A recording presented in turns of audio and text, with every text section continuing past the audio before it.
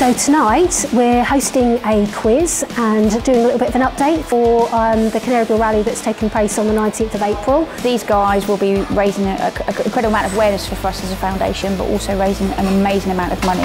I went on the first Canaryball and it was just phenomenal fun, and of course raise some great money for a great charity and have fun in the process. What more can you ask for, really? I thought it would be quite exciting to drive around Scotland. I thought it was a chance for the company to sponsor a great thing in the community. When he said it was the NC 500, I'd always wanted to do that, so it was a great opportunity to kill two birds with one stone, really. Well, I'm really just looking forward to finding Loch Ness Monster, yeah, seeing if it's real. And no, in all seriousness, it's obviously a great charity, and standing here tonight is just really quite awe-inspiring of what we done 2 or 3 years ago and helped raise money towards. The money that we've raised from this particular event will go to help disabled and disadvantaged people in Norfolk. Our target is to raise £50,000. That would be amazing. I'm confident these guys will smash it.